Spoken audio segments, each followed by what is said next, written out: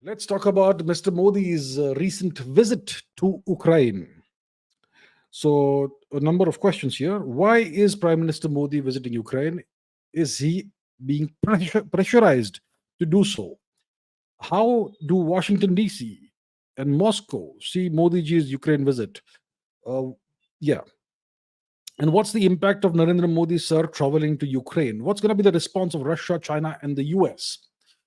So, the main question is, why has Mr. Modi, Prime Minister of India, visited Ukraine? He concluded his visit yesterday. He's back today, or whenever he came back. He's already back in India, as far as I know.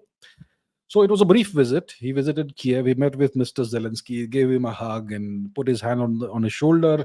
Then there were some agreements signed, and then Mr. Zelensky lectured India and condemned India for buying oil from Russia and demanded that India become pro-West, pro-Ukraine, etc. So Mr. Modi goes to Ukraine, meets Zelensky, and then Mr. Zelensky gives Mr. Modi a lecture. Okay, a sanctimonious lecture. That's essentially what happened. So why did Mr. Modi visit Ukraine? First of all, look, we have to understand that India's foreign policy. What is the purpose of India's foreign policy and foreign engagements? Engagements with other countries. The purpose is to serve India's national interest, right?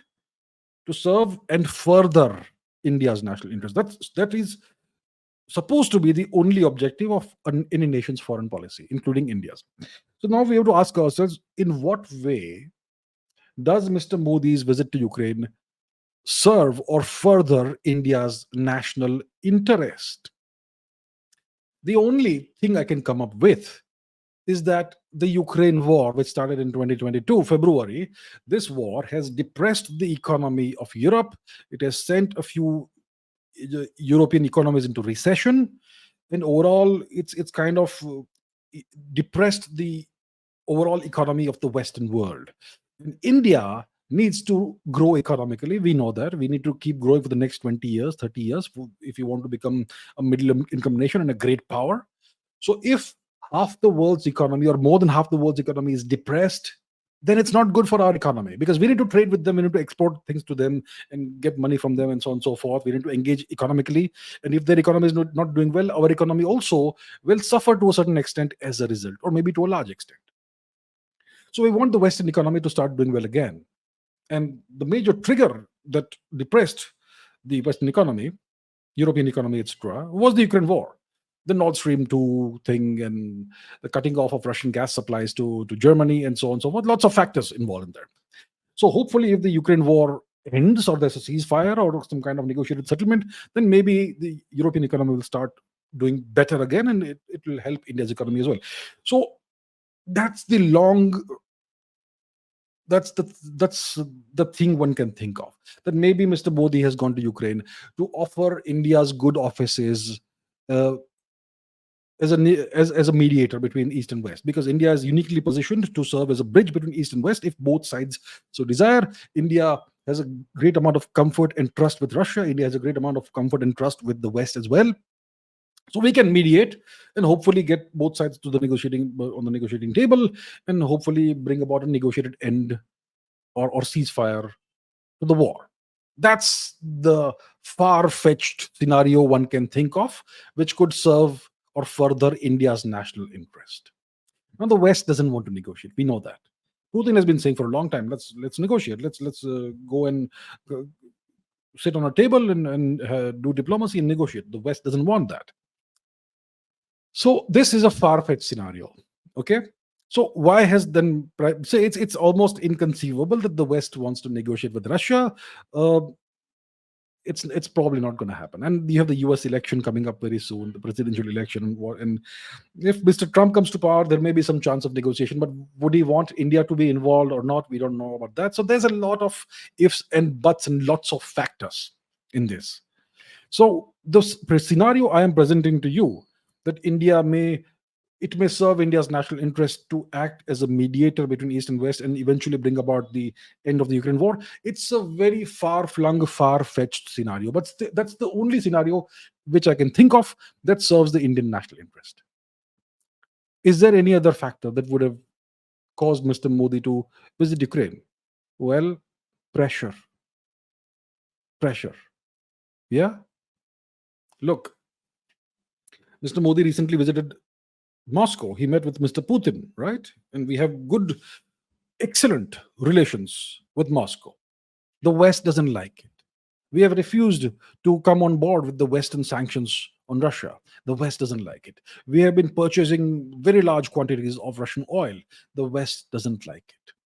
And the West recently, the Americans recently engineered a regime change operation in Bangladesh and propped up a very strongly anti-India government right in India's neighborhood, in India's backyard.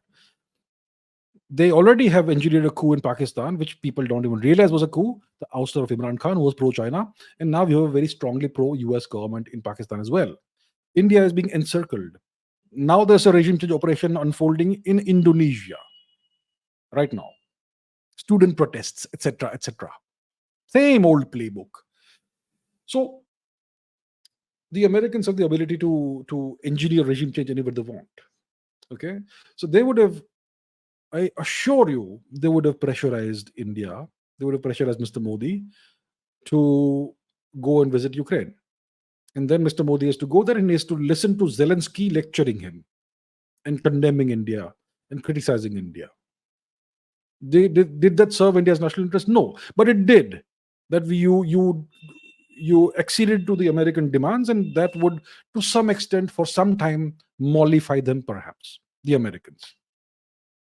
So, how will Washington D.C. see this visit of Mr. Modi to Ukraine? They'll see it as a win that we got Modi to do whatever we wanted. We demanded this, and he had to compromise, and he had to accede to our demand. So they can see that there is more room for pressurizing India now as compared to before. Because Mr. Modi now is heading a coalition government. He is not all powerful. He is a diminished prime minister. He is a weaker prime minister. The Americans can pressurize the various political coalition partners in the NDA government, and they could actually bring the government down. The Americans are capable of doing that. So now Mr. Modi is more vulnerable to American pressure. You understand? That's how the world works.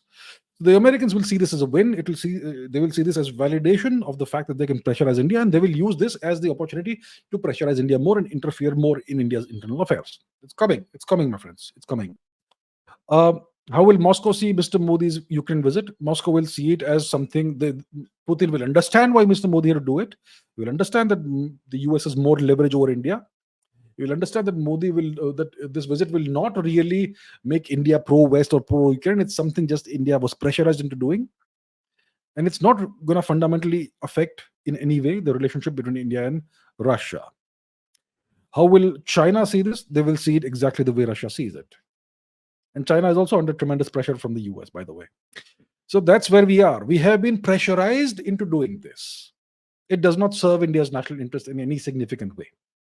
Okay, but if you want to put it nicely, you can say that this was a courtesy visit by Mr. Modi to Ukraine.